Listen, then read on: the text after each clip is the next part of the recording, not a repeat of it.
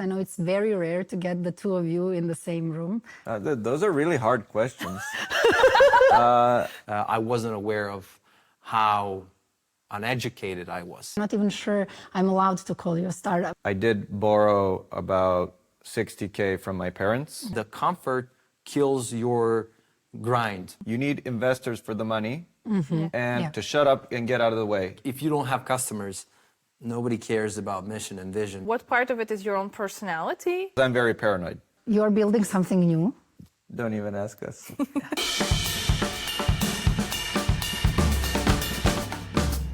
Welcome to the Growth Hour, the No BS podcast about growing startups and scaling businesses. Today, I'm your host, Zoya. I'm Blanca. And we are very excited about our guests, partners from FishingBooker, one of the most successful Balkan startups. Thank you, Vukan, and thank you, Dino, for being here. I'm not even sure I'm allowed to call you a startup anymore since you are more than 10 years old. But I'm very grateful. We are very, very grateful that you are with us today. Welcome. Thanks for having us. Thanks for having us. I'll just give a short intro on why I'm excited, is because both of you I know for a very long time. And I know, like, for both of you, even though when we met, I was also young, but I know that for both of you, there was this sentiment that I knew that you're going to do some cool stuff. And for FishingBooker, so there was this Startup Academy pre-acceleration program that we were running, and you were part of it. And I know that very early on, everyone strongly believed, as much as you can in a startup, that this is going to be a winning horse. So I'm really glad that now, 10 years, it is a winning horse for both of you. So, but for those who don't know what is the FishingBooker, why don't you start with just giving an intro to those listening on where are you now, and just a quick run through how did you get there?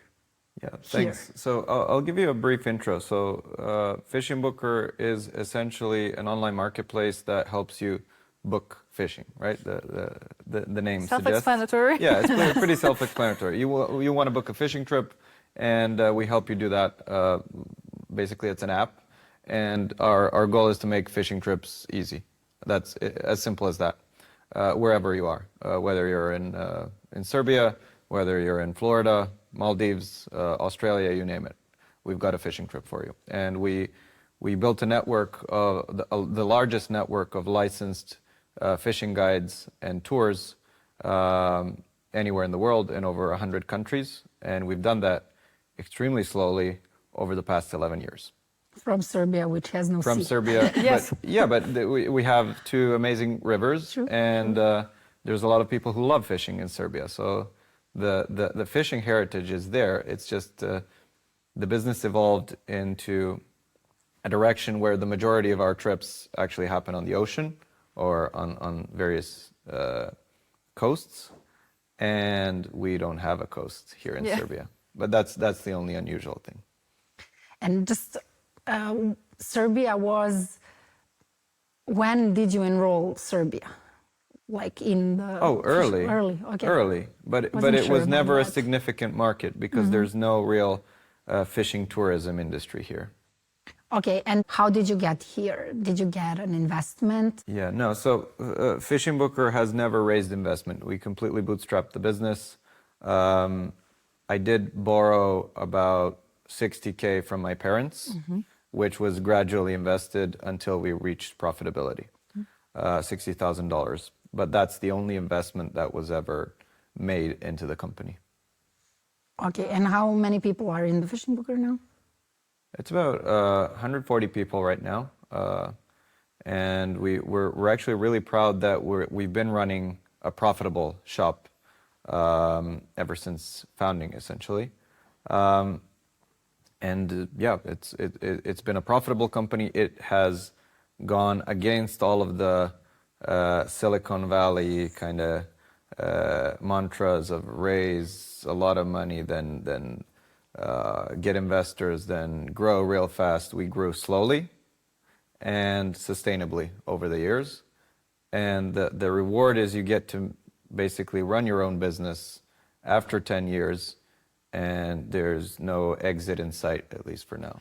And at which point did you join the mix? And so how, just because I want to make sure we introduce you as well. Yeah, sure. I think it was about 6 or 9 months after the initial test. So Vukan basically launched a landing page and sent traffic through paid search on Google. So that was in July 2013, and my first day in FishingBooker was on March the 1st, 2014. Wow. Yeah, so I joined to scale FishingBooker's supply. But I also did customer service because that was part of the onboarding process, and yeah, that was my mission early on. Very cool. And I was just trying to remember that part, but I remember some people who joined FishingBooker early. But how did you hire people? Who were the first hires? How did it grow? Do you remember? Yeah, it was referrals. So we were a non-funded, very early stage startup in the real sense. We did not know what we were doing. I did not know what I was doing, and Dino didn't know what he was doing. That. And so we basically hired whoever would have us, who would not just say, "Oh, you guys are crazy launching a fishing company in Serbia." So yeah, we hired who would have us and who believed in the I would say not in the story, but in the potential of the company. And there were a mix of skilled and unskilled people, but we all had one thing in common, that we believed it could succeed, essentially. So that's who we hired. And they're mostly like technical like team, or like what kind of roles were you hiring for? No, it was mostly non-technical people. So we had a few people volunteer to help out with the coding part, but I'm a software engineer, and being a cash-strapped startup meant that we didn't have money to hire engineers. So for a large part of the initial 3 or 4 years, I was the only engineer on full-time staff. So I essentially had to build the entire modules of the product and maintain them and be the only one on call. And Dino was essentially for after the first initial few years, he was the other half of the company, meaning operations. And always on call as well. And always on call for non-technical stuff. Yeah. So it was, you had to be really efficient and really I would say decisive about what's priority and what's not, and selecting which fires you're going to just let burn and admire them from afar, knowing that they won't kill your company, even though they're a bit stressful to watch. So yeah. And how did you, at which point, because obviously we want to talk more about the growth and sort of marketing sales aspect of it. How did you guys separate, I guess, some of these two, like marketing activities versus sales activities? And at which point did you actually hire somebody to deal with marketing? Or who was your first marketing hire? Yeah, it was easy. Dino was the only guy really capable of sales, and I was the only guy really capable of marketing.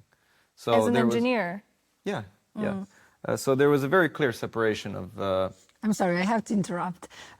It sounds weird as an engineer. Yes. It sounds like I know the backstory, but I think it would be good for people to explain, because otherwise you sound like a very weird engineer who thinks they know everything. Yeah. And you actually did some marketing while studying.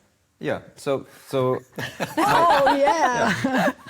early career. I spent my early career from 17 years old until 23 years old, basically creating online businesses as a programmer and then marketing them. And also I sold my first company for almost nothing, but it was a sale nevertheless. And so I learned here and there how to do online marketing. And by the time FishingBooker was founded, I had about 5 or 6 years of freelance and founder type marketing, online marketing experience. And Dino you had like 2 or 3 years in sales at least. Yeah, for sure. Yeah. So during my studies, so my background is accounting and auditing. So I have nothing to do with sales. So I joined I think as a 20-year-old, I joined a student organization, and my first role was to sell partnerships with big corporations. So I was pretty much doing cold outreach to companies, conducting meetings and closing deals. And I was the first one to close a deal for the project that, by the way, Zoya was leading. It was Career Days, so a job fair. Oh. Yeah, and I think like the worth was 600 euros at the time, which was decent. Which was quite a lot at that 2011 time. or so. So that was my background, and I did sales mostly. Like I progressed to lead that same project like a year or two later, and then it involved a lot of sales. And then I also sold internships, paid internships for students from across the globe to pretty much drive them to visit Serbia and work for corporations.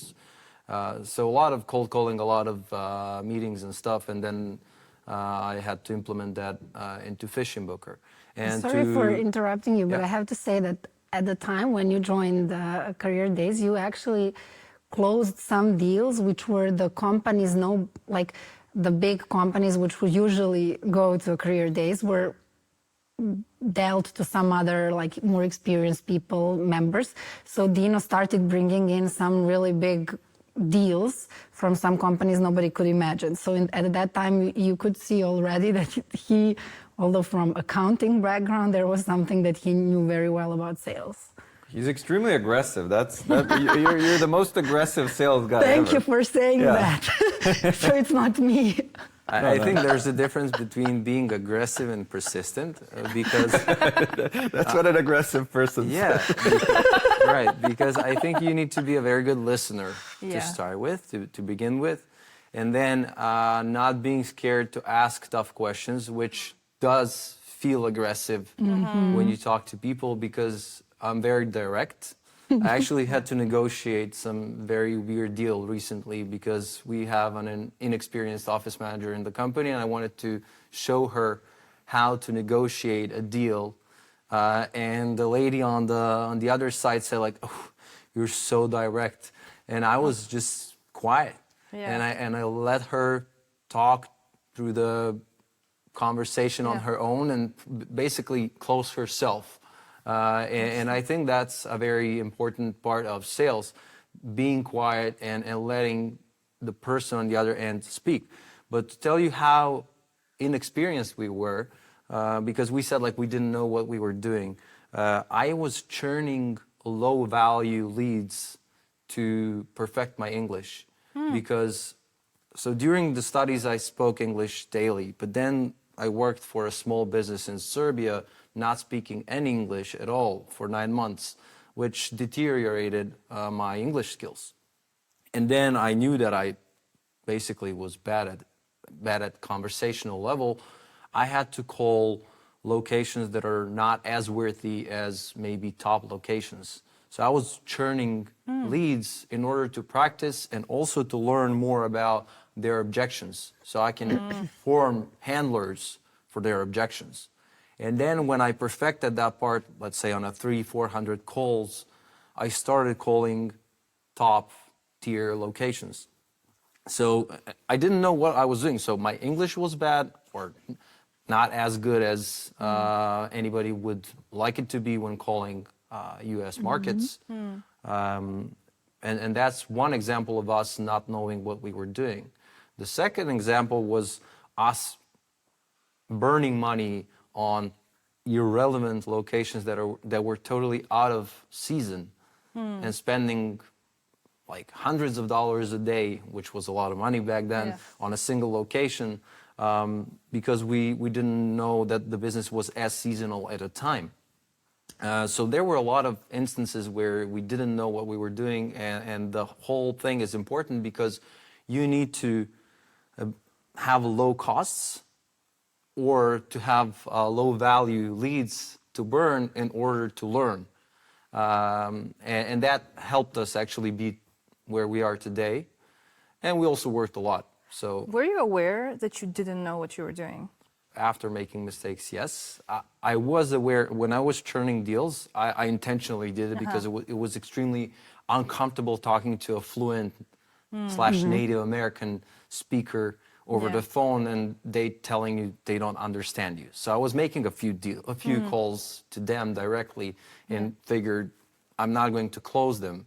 So then I intentionally moved away. So, but when I first called them, the US-based captains, which are our vendors, I wasn't aware of how uneducated I was. So it was a learning process, but it didn't take a lot of time for both of us to learn in different spheres how not competent we were at the time. I'm not saying incompetent, but not at the level that That's is very cool desired. to me because that point is something that I often hear with startups nowadays, that the founders are so sure, or at least they want to project this much confidence that they know everything and they don't really need any advice. They just want the funding and then they know everything. So that's why I'm asking if you were aware, and how did you go about some of this is testing, of course, but were you actually reading something or going and talking to somebody, were you aware that you need some help, or were you trying to just kind of do your own path and kind of figure it out?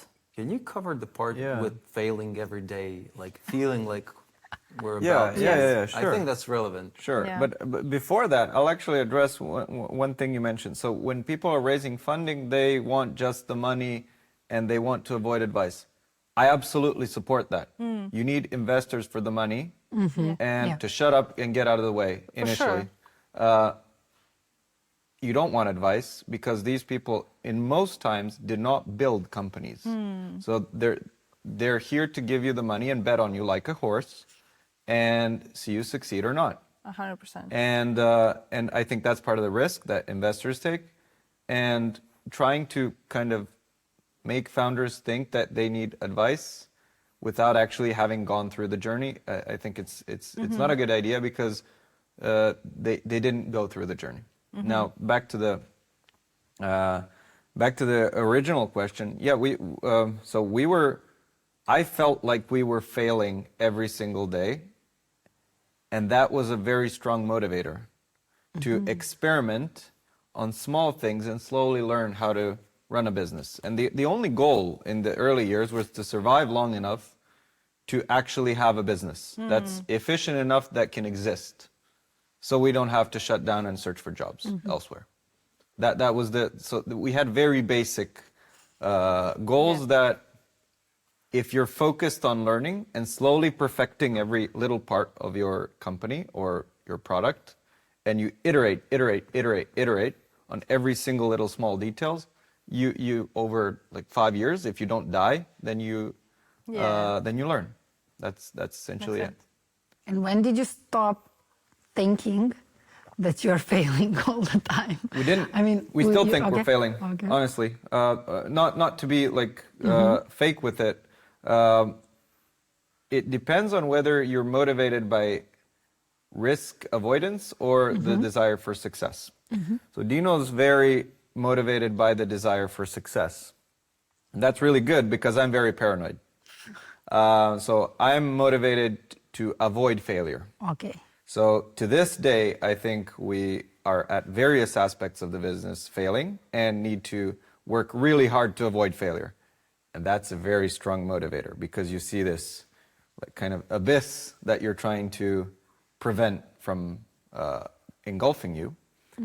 And And just another thing, so just to go back to the basics, and then we can discuss some other stuff. So what you are building, what FishingBooker is, it's a two-sided marketplace.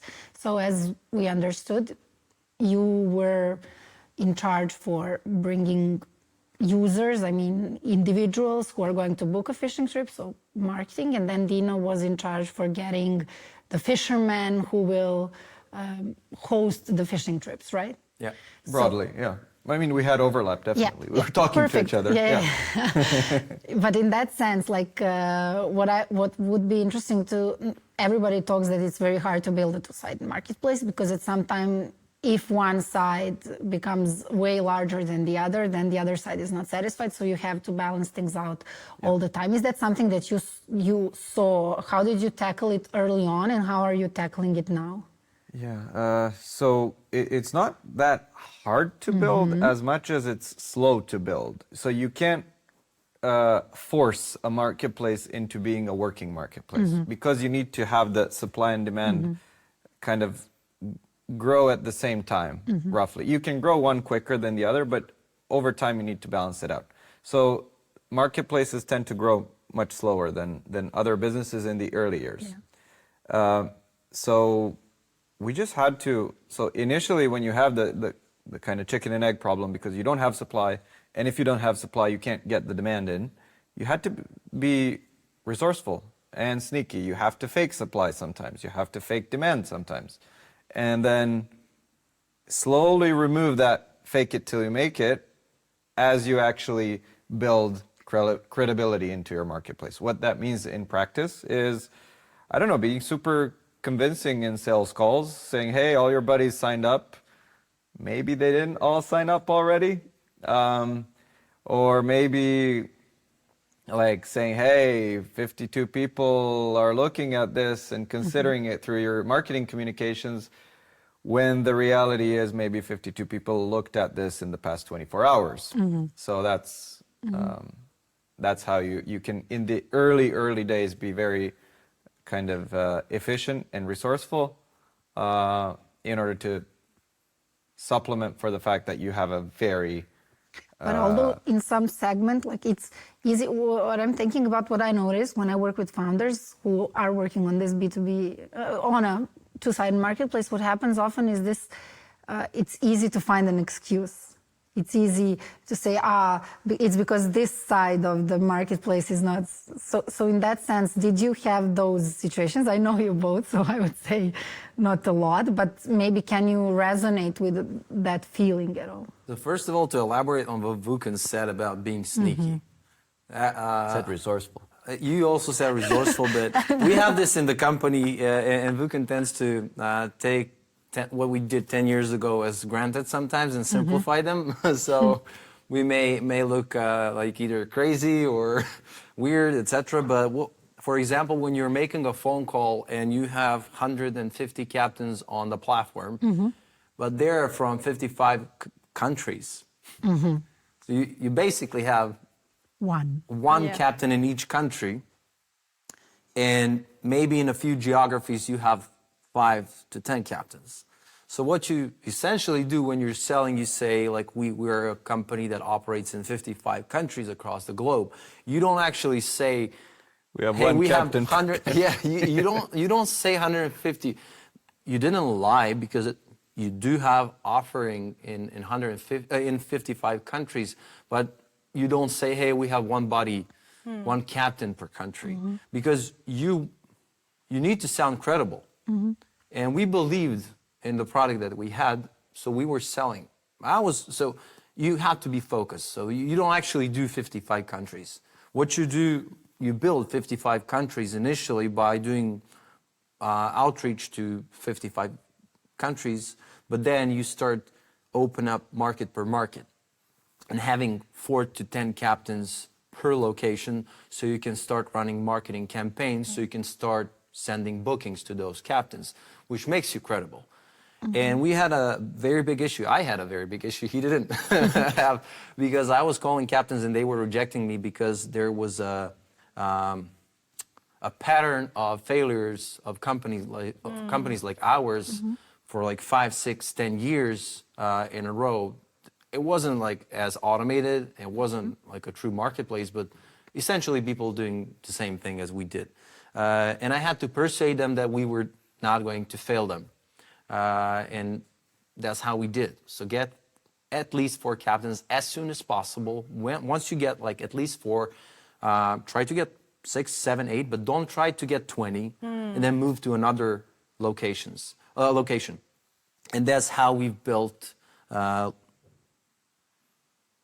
concentrated supply in certain geographies, and then how we sent them bookings, and then there was word of mouth, which helped us get from 6, 7 captains in that same area to get to 10, 12, 15, 20, because we operate in a very small market as well. Like there's maybe like 20 to 25,000 licensed captains in the world, and we have over 10,000 of those on FishingBooker.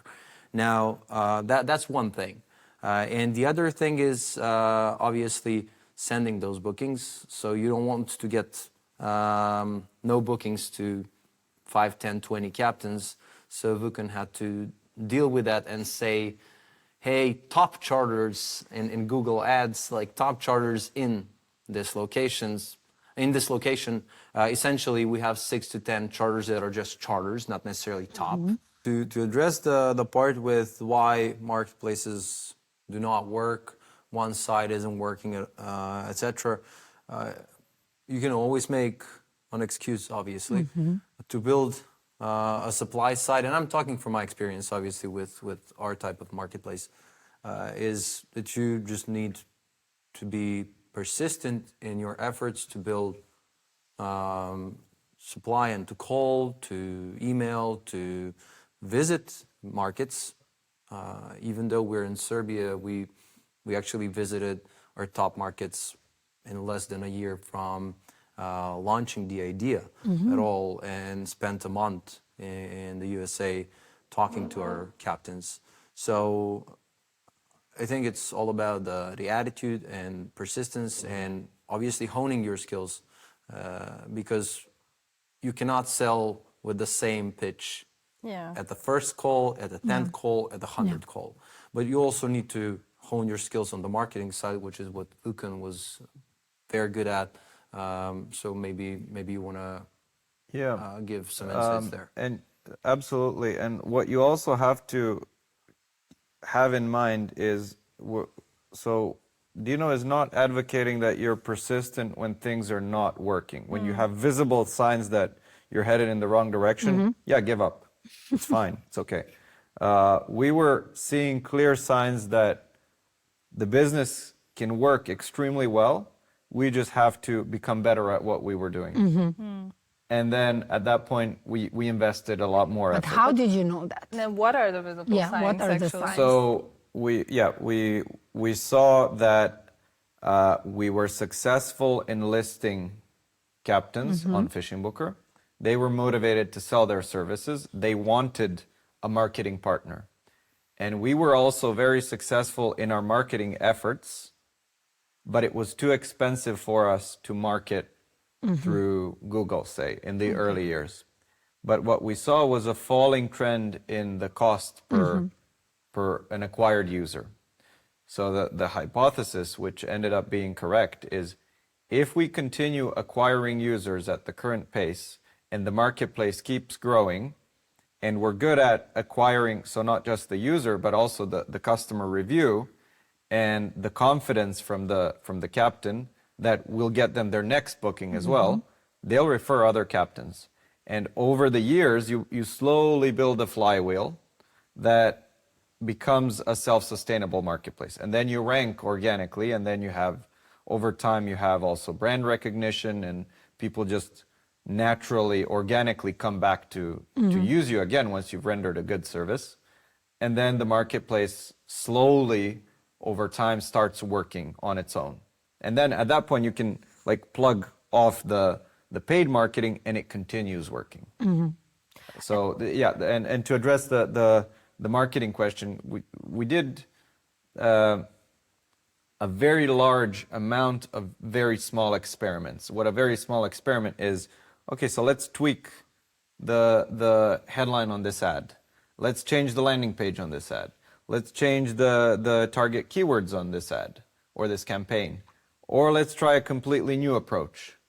And just having the willpower to execute a huge amount of changes and having the discipline to log the difference that was the delta in what you got from version A versus what you got in version B, and dissipating that knowledge to your team, and making it a practice to iterate and iterate and iterate to infinity, even though maybe it's boring, it's whatever, trying to make it not boring and trying to make it part of the company culture is what helps you learn. And that works in sales, that works in marketing. You do have to have a business where you're seeing signs from the market that what you're doing is working. You just have to make it work better and better. And if you make it work better 50 times, compounding, you have a working business over time. That's a very interesting point in terms of like, obviously a lot of the stuff that you're describing is like very measurable from a marketing perspective, looking like doing tests. It doesn't need to be. But my question is more like, besides the ads and kind of trying to scale what you with your marketing campaigns, what role has user feedback played in the early days in terms of your growth strategy? Because what I've noticed a lot with startups is, especially startups where they're technical founders, that they are focused so much on making the perfect product and they're constantly iterating the product. With you, it seems like you very early on started testing a lot in terms of the messaging, in terms of different, how you test this different channels. So my question is like, how are you balancing sort of the data you're getting from your marketing activities with like user feedback when it comes to both the marketing campaigns and the product? What was sort of the strategy in the early days? I mean, you have to take everything into account. So you have to take the user feedback into account. You have to take the market feedback into account. You have to take your goals into account, and you have to take your product roadmap, or at least what you want your product roadmap to be, and your capability to execute as well, which is a super important thing. So a lot of people have this vision, and they don't have the capability to execute on that vision. So you take all these inputs, and then, I mean, it sounds stupid, but you have to really think hard of how do you combine all that into one sequence of activities. And I'm mentioning the word sequence because sometimes it's the only difference is if you do this first or this first. And you really have to take, so there's no, like, at least in our case, there was no one formula. We had to use our brain for each decision. Like, okay, we can do this. This is what our users are saying. But we make less money if we listen to our users. And so we'll die if we don't make enough money. Yeah. And so for this special occasion, we will not listen to our users. But in the next occasion, maybe it makes total sense to listen to your users. So there really is no one size fits. I don't know. Yeah, let me give a few examples. So we start selling FishingBooker to captains in a location that is very, very saturated, cutthroat competition, low profit margins, and they cannot invest more than 10%. And the fact that our business model gives you an opportunity as a captain to invest anywhere between 10 and 30%, doesn't mean that 30% sounds plausible for you. It's out of your range. And captains, like our users... We're talking about commission, right? About commission, yeah. They hated the fact that they hear 30%. So we had to adjust our pitch to those captains. Instead of saying like commission ranges from 10 to 30%, when we know that it's a big market and there, in terms of supply, and then there's high search volume on Google, you kind of assume that their profit margins are lower than in the location when there's a handful of guides / captains, and average monthly search volume is also average, not like in the top tier. So with those guys, we would adjust our sales pitch to the commission starts at 10% and you have full control over it, and you can increase it in case you want to rank higher. And then you start a conversation, and then you can play with it, whether they say, oh, but what is the highest? And then you say, like, it's 30%, but for your location, it's typically anywhere between 10 and 15, but 30 is for less developed markets. And this is what we've seen. Like in markets which weren't developed, people would be willing to invest 20, 30% much more easily because their prices were higher, they didn't have as much business, etc. So we had to listen to the feedback, and our pitch was adjusted to their feedback. But we didn't want to stop offering 30% commission because the 10% guys were telling us like that's a ripoff. Yeah. And that's what Vukan is saying, like, oh, it's not in our business interest to say it's a 10% flat because that wouldn't be profitable for our business in the long run. Yeah. Because our average commission on the platform is above 10% right now, which allows us to be profitable.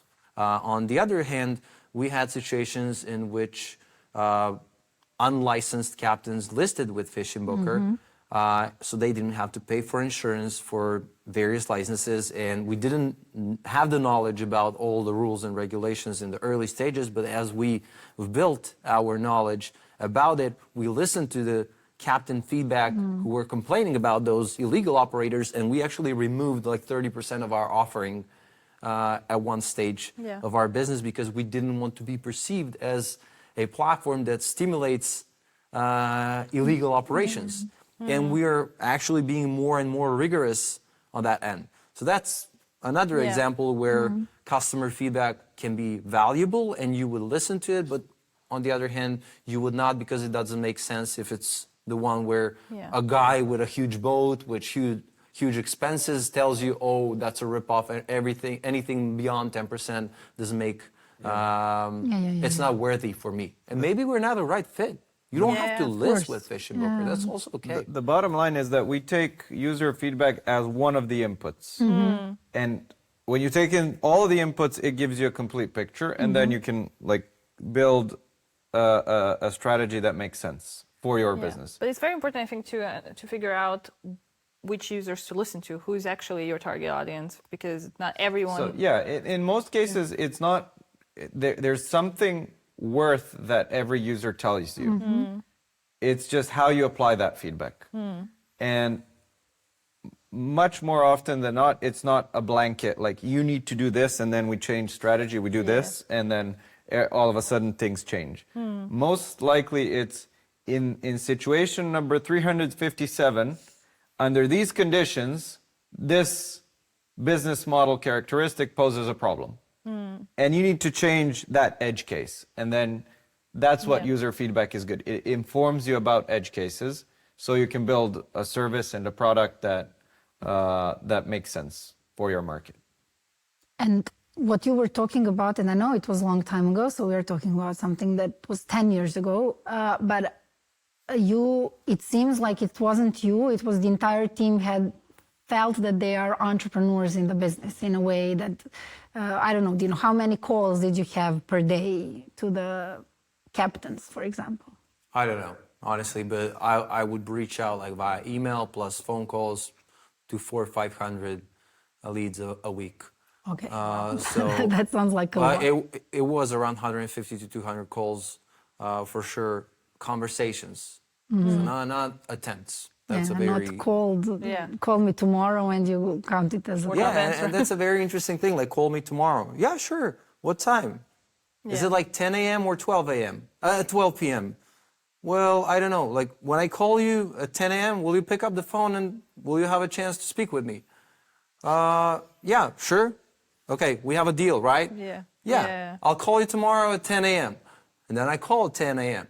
An aggressive self. And that's, well, because like people will tell you, call me tomorrow, call me next summer, call me. What will be the difference between today and next summer that will make you have a conversation with me and work with me? What thing you want? Let me do my research. What would you like to know? What will research tell you? What concerns do you have right now? And what research will address that will make you feel comfortable to work with me? And that's something that people don't do. Because call me tomorrow is like starting to lose weight on Monday, as of Monday, or to wake up early as of Monday, or to do whatever. It's giving yourself a pat on your back to feel good about yourself because you actually had somebody giving you another chance.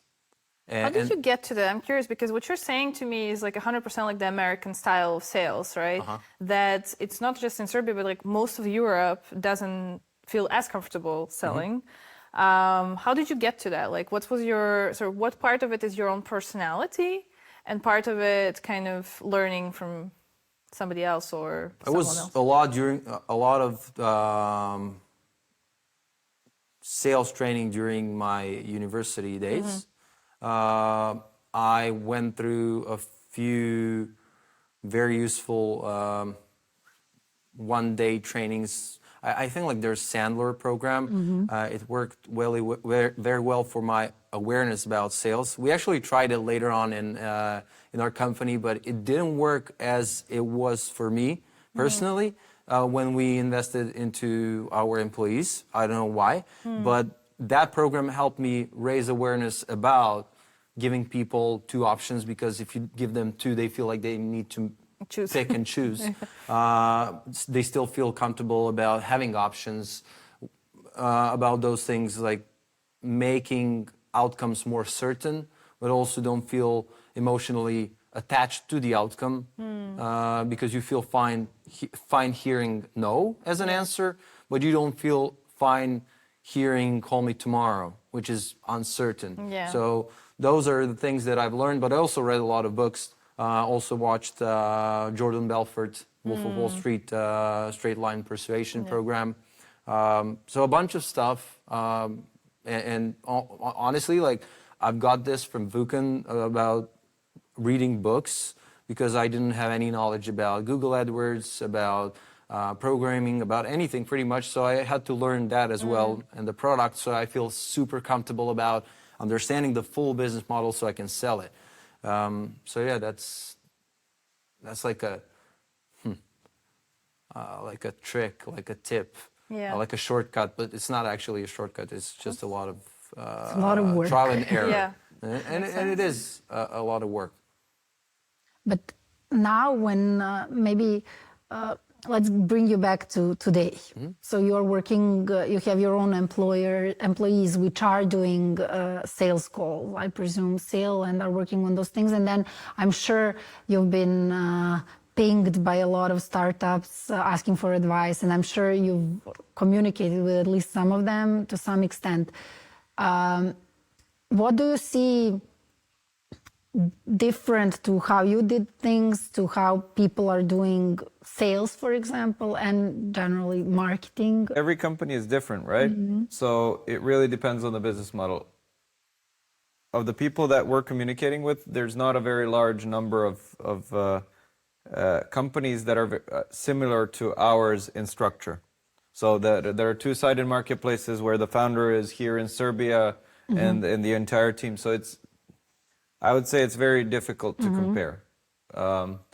What we have seen is how people who join FishingBooker behave, and what what their routines are like, and what their stance towards sales and to marketing and in general and experimentation are. That's just my point of view.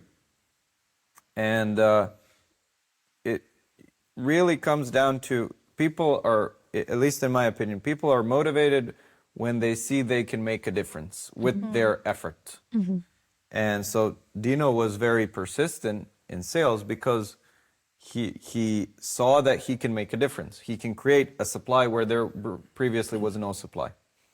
And seeing that you can see the fruits of your effort, and then you can iterate further and further and further, that makes you more confident over time and makes you willing to invest into educating yourself on the topic, into other topics, and so on and so forth. The startups that tend to fail, it's sometimes they select a business that isn't one that they can win in. So they don't do careful selection of their business model. And they see all these podcasts and these books and all, like, oh, you need to work hard. Sometimes it's not enough. Sometimes you just, whatever the skills you have, put Dino and me in another context, in another business, we would be very likely to fail. So you have to see signs that what you're doing is working. And at that point, you push the pedal on the gas.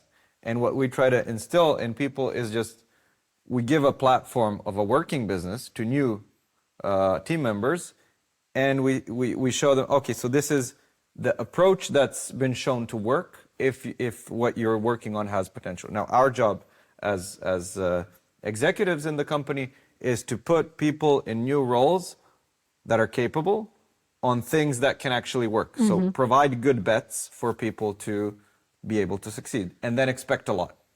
I don't know if you like to add something. If you No, I'm want just to follow up, curious. So, like, because obviously you guys have a very unique and amazing combo. Like, you have technical background plus marketing, which is very unusual.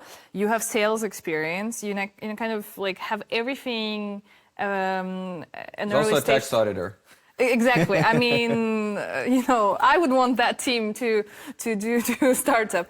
But what advice now that everything that you know and everything you went through and tried, if you were, let's say, a technical founder, which is usually the majority, it's like I am a technical. no, but I mean purely technical, no marketing background, Okay. Regular technical. no sales founder. background. Okay. How would you approach, early days? Would you do it yourself? Would you seek out somebody who would join and do marketing for you?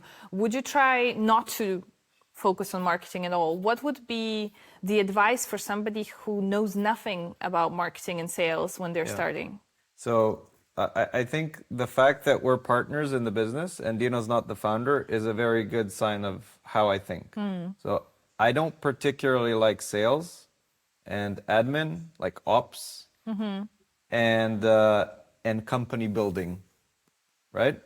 Company building is when you hire a leadership team and then you teach other people to lead. That's not my strengths. So I found a partner that has complementary skills to mine, and I have complementary skills to Dino. So if I were, because Dino's not particularly interested in technical or skilled, and marketing as well. So if I were a technical founder that isn't particularly interested in customer acquisition, and I want my company to succeed and I know how to build it, but I don't know how to get a user base for it, I would either have to learn marketing or find somebody who's extremely motivated for the company to do well, to do marketing well. So that means find yourself a co-founder, a partner, somebody who can own that responsibility really effectively. Because if you don't, you have a failing business. Because if you're not learning and nobody's doing it, that means it's not happening. But if you don't, Dino I have wants to to- add, I Yeah. think this is a very important part. And I actually had a chance to invest in a startup and that didn't have a setup that was right. So I think Vukan explained very well, like you need to find a partner. How I became a partner is that I actually took a very small pay. I took a huge pay cut compared to my previous pay cut from the company I worked for. And I worked my back off and I proved through the results that I'm the right fit for the company. And I also had a 4-year vesting with 1-year cliff to earn my equity. Not the bigger chunk. The bigger chunk had The bigger this deal. chunk is actually the better story there. But the smaller chunk was coming after giving before you get. And I think what founders, like why I don't call myself a founder is because I didn't come up with the idea. I wasn't there from the day one. There was a guy who was called a co-founder of the company, but it didn't turn out to work well because he wasn't as persistent or didn't believe in the whatever. Things just didn't work well. And we're still in a very good, we have great relationship, both of us, Yeah, it didn't click. him. It just didn't work for him and for us at the time. But the point is, and it costed Vukan and the company a lot in terms of equity early on, but that vesting period helped to cost less than the full thing. Yeah. Now what founders make, what mistakes founders make is that they give huge salaries to their co-founders, partners, whatever, and they give them very good setup in terms of the equity. And then even the vesting period is shorter than it should be. So what they end up with is huge burden in terms of costs. So they burn cash. They have somebody who's not motivated to work as much because they have huge paycheck. Like in Serbia, to have like 5, 6, 7K euros per month salary, that's a huge pay, like even for anywhere in the Europe. Even in the United States, like you can survive. I'm talking about net pay. So that's even more in terms of gross. And then you even, on top of everything, you give equity. That's ridiculous because you're not actually investing into a partner. You're just paying somebody as an employee, hoping that they will be as dedicated as you are. And I think like Vukan was very good at it by not investing a lot early on in terms of equity and not giving huge paychecks to people who were early on in the company. I don't know if it was by design or if it was... We didn't have money, but the equity part was by design, It was a necessity. No, I was talking about the equity. You had to prove yourself, essentially. And I think like we had like 4 or 5 different deals for me that I had to increase my equity in the company. To become a partner, To become a partner, essentially, yes. So I think that's something you, as a founder, you need to find a person who is willing to sacrifice their lifestyle in order to get a portion of something that will be huge tomorrow. Now, what founders do today is most of them are founders of ideas, not founders of businesses. So people open a company, build a landing page or whatever, and then now raise funds that are ridiculously big, like millions of dollars based on nothing. And then they give themselves a huge paycheck to the so-called co-founders, huge paychecks, equity deals are great, etc. So they feel comfortable. And I think the comfort kills your grind, like your willingness to work your back off day in, day out to create the result, to create the impact. So they don't care about the impact, they care about building like beautiful products, and one day they will be used by millions of users and whatever. Essentially what happens is that you bloat your costs, you build a product that is super expensive to maintain, like SaaS, software as a service, costs are huge. You have a lot of employees that are overqualified for the level of business that you have, like you hire superstars from the industry, which are, again, not as hungry as somebody who is less skilled. So you end up with a lot of costs, with not the right people for the right roles, and you pretty much die. And as a founder, you end up with a wrong co-founder. You paid somebody extremely well to stay next to you until the tough days, until the hard times, until the hardships. And then they'll typically leave. And then what you're left with is no money. And this is exactly not enough equity and to this share is for the exactly what happened to a startup I invested in. And this is exactly what happens to most of the companies today, is that they raise a lot of money, they bloat their expenses in the company, they rent out a huge, super cool, fancy office that is expensive, and 2, 3 years, 4, 5, whatever, they just run out of business. And now maybe it's a good segue to you're building something new. So in that sense, how are you approaching with everything you've learned so far? How are you approaching it now where you are not, well, you are, I assume you didn't raise investments, but now you are investors in the business. What is it that you're starting tell us how it's working now for you. Yeah, so the key here is we were extremely cautious about starting a new product line. So BootBooker, the new business, is essentially a boat tour and rental business that's a... It's again very self-explanatory. It's FishingBooker just for any activity on a boat. We removed the fishing limitation and we're catering from luxury yacht charters to Nice. a sunset cruise in Miami Beach to Sailing boats. in Greece to a jet ski rental in Dubai to e-foil lessons in Belgrade. So anything. And that's a market that's maybe Anything water related. anything water related on a vessel that floats. Okay? And so it's a much bigger market.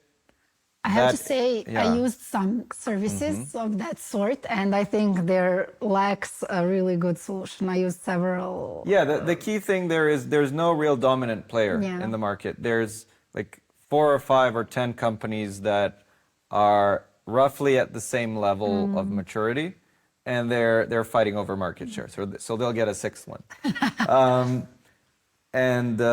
Yeah, anyway, we were extremely cautious about entering the new market, primarily because of the concern that we would not be able to run FishingBooker well at the same time as we're building a new business from scratch.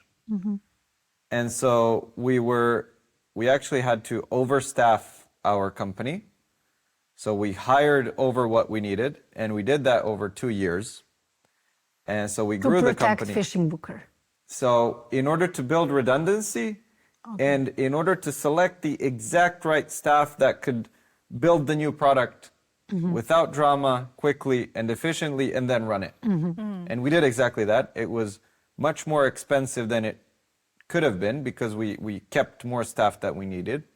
And then we built a management structure and habits on management that allowed basically me to step away to a significant extent in order to be the product manager that builds the new business. And that So took... you moved away from company building. Yes, temporarily, yeah. But we needed to do it in a way that did not hurt the core business. And we've succeeded in that. So the business is, the core business, FishingBooker, is still developing really quickly, innovating really quickly. And the fact that there's a new business that exists in parallel while FishingBooker is developing faster than ever is what we're super proud of. But I have to ask actually, so you've mentioned there are already several players. There's not nobody that's dominating. Obviously, it's not something that's like where you have like a first mover's advantage. But why did you decide that this was a product that you want to build and the market that you wanted to expand to? Not was it just the size of the market or something else? No. So there is actually a space that we saw, an opportunity space, where there's limited competition, where we believe we can enter relatively quickly and efficiently, and that's what we pursued. And obviously, I'm not comfortable talking about what that specific part is. But yeah, we did see a specific opportunity, and we decided to react on it. And you have expertise in building something similar, which is... We built the product in 3 months. Which helps, okay. Yeah. Exactly. And on this building a business in terms of marketing and sales, what are the differences when you compare how FishingBooker started to the boat booker? Yeah. Oh, it's completely different. You can't really compare it because we're not running a small startup. We have, and we're not running a founder-led business with like Scrappy. We're actually operating as a company, a serious company. And so we have both the advantages and disadvantages of being a larger business. The advantages are we have resources to pour into marketing and sales, and we can hire 10 people in 3 months if we want to. So that's an advantage. A disadvantage is you have the weight of the entire business and the communication infrastructure, and the way you do things is set up in a way that there's processes, there's a bit of bureaucracy that protects the business, the quality of the core business to operate in a certain way that you can satisfy a large number of customers efficiently. Apply that same thing to a business that like books 10 trips a day and not thousands, everything falls apart because you lose too much energy on those 10 trips. So we had to come up with a completely different approach, and we had to separate the team that works on this business from this one in order to be efficient with our efforts. And we had to do it in a way where the person running the new business has the bandwidth to basically break all the existing processes. You don't have to. Okay. Yeah. And in terms of sales, how do you see that working comparing to what you were doing? Well, in all honesty, it started just recently, so we didn't have any sales early on before the product was launched. And since the product was launched on October the 1st, we staffed the team with just a few people. So we learn about why people don't want to work with us. So we don't churn leads as much. Now, the thing is, when you have people who are not in a position to act as a founder, they're not prepared, which is normal, to work like 14, 16-hour days. And maybe are not as persistent, but they are persistent compared to maybe some others. So we have very motivated people, but the fact that they work 8 hours a day means we need to hire more people. And then also the fact that there are bigger competitors there, they have bigger obstacles to get people to our platform. And they're more skilled as well, and so it's completely different. It's totally different. And also the fact that it's right now almost Christmas time, people are not as prepared to list right now because they're busy with handling their regular business. By saying people list, I mean vendors coming to the website and finishing their profile on FishingBooker. So there are a lot of things going on right now, and just recently we decided to hire a team of 5 to 7 full-time people to solely focus on cold calling and get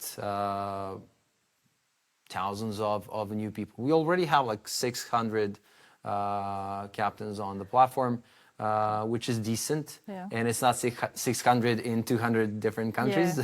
It's 600 captains in, let's say, 15, 20 countries. So we are now more focused on building supply in concentrated locations because we have the budget to burn money to drive bookings. So we confirm that we are legitimate to those vendors who list with us. Now we have the challenges with reviews, and we are working on that.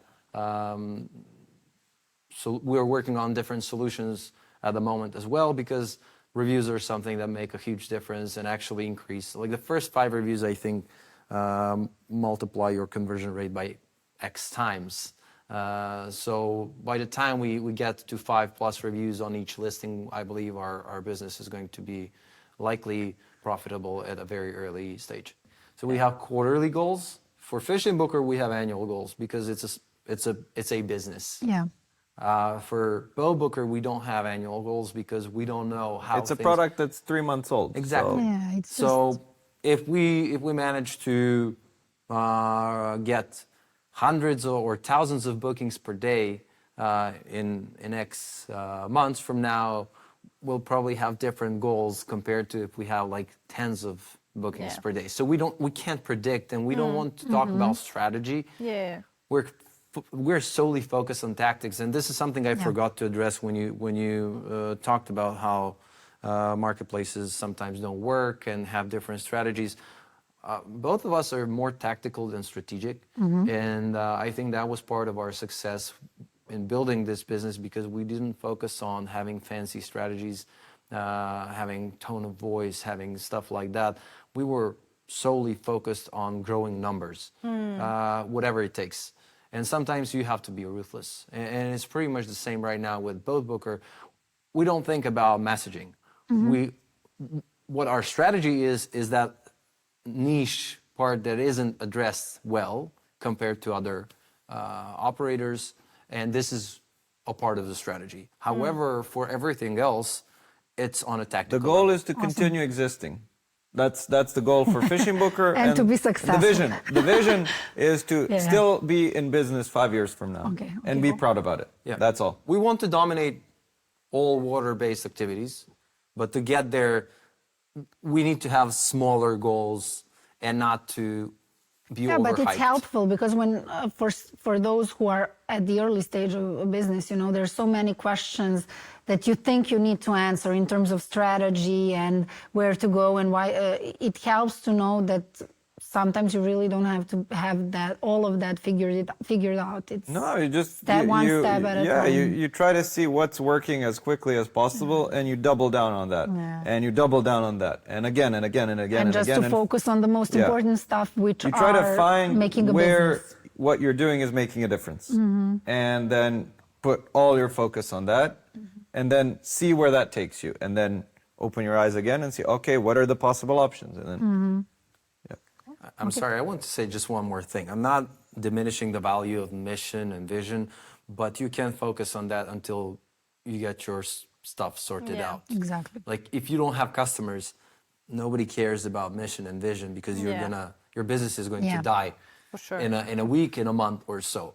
And that's where probably the largest portion of effort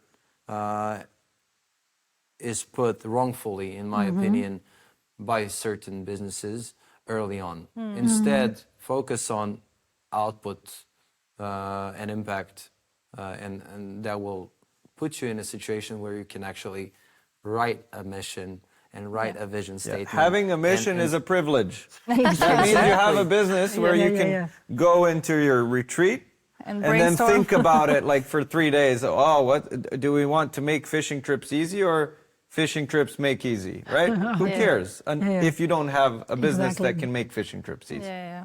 So having a mission, a vision, all that is the privilege of those who have a business that's alive by default. If you have a business that's dead by default in a few months, you have much better things to think about than your mission and vision.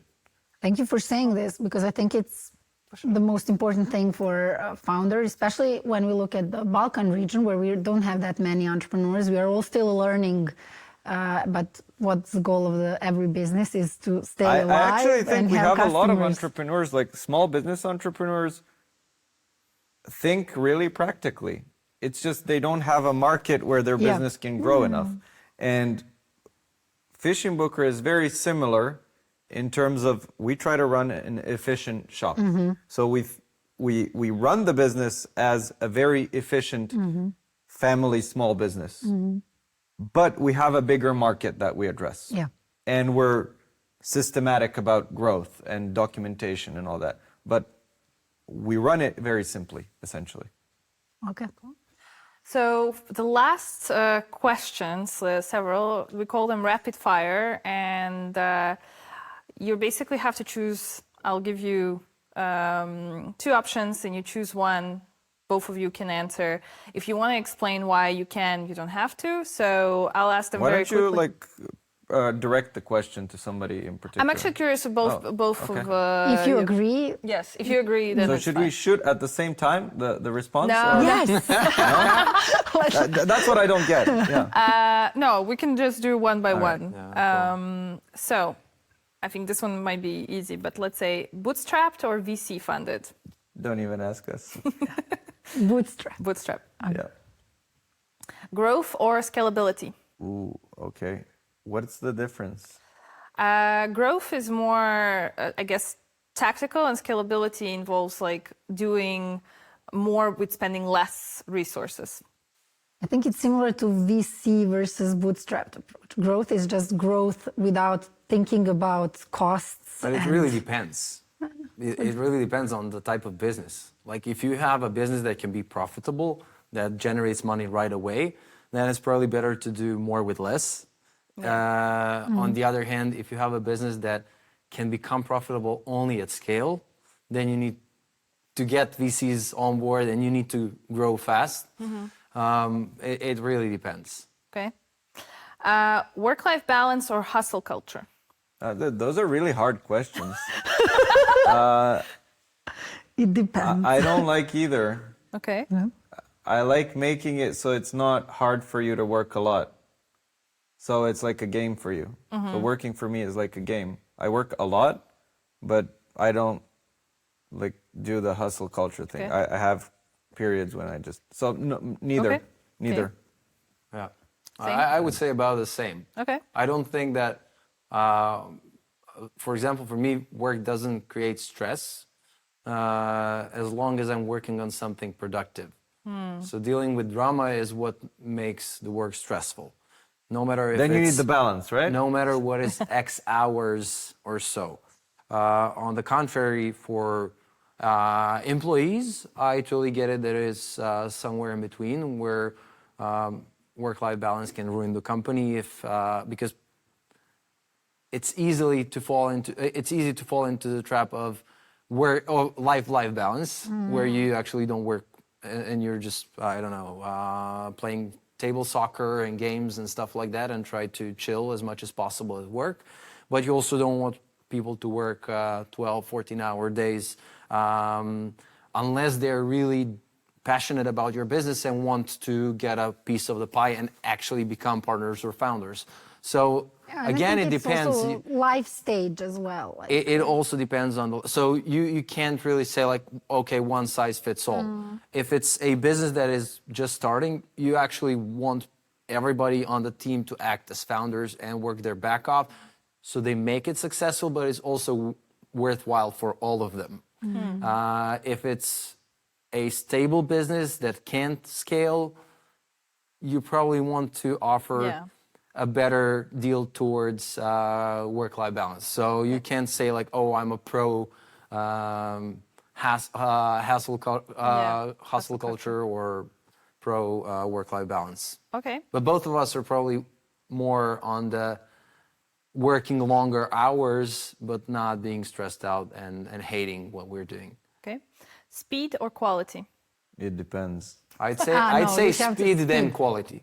Speed. I would say Yeah, speed then quality. Okay. because speed gives you the luxury to work on quality. Okay. Customer acquisition or customer retention? Acquisition. I'd say acquisition then retention. Again. Okay. Growth hacking or demand generation? So demand generation? Can you be more specific? Demand generation, again, more long-term things. Growth hacking is like quick wins. So both. So hacking Vukan demand is generation. forbidden to answer this question. Because it's I'm So, kidding. I mean, your questions are. They are hard, you know. They're not hard. It's always, it depends. It's just like, where do you lean? If you were to If you had do to one choose one. thing, which one would you I'd do? give up because I know I only have one option. for startups. Let's say I'd be very For demotivated. early stage startups. FishingBooker 2013. I would say all those things. Then like, then it's just acquisition. Then it's just growth. Then it's speed, no okay. quality. Not even then quality. Okay. You don't have the luxury of thinking in the about first quality. phase First is phase. speed. In the second, in the second phase, when you're a mature company, if you don't think about quality, you're dead. Of course, yeah. So, you didn't give that context. I'm sorry. Early stage startup, I told you about the part when I we told you ditched they're like. going to ask more questions. I told you about like the part when we ditched 30% of our supply. That's the quality part. Yeah. But if we did that early on, yeah. I think next podcast they are asking us Yes. questions Yeah. about our questions. I Meta, right? All right, last one I hope will be easy. okay. So early stage focus startup. now. Focus. Okay. Fail fast or play it safe? Fail fast. Thanks. Same. Same.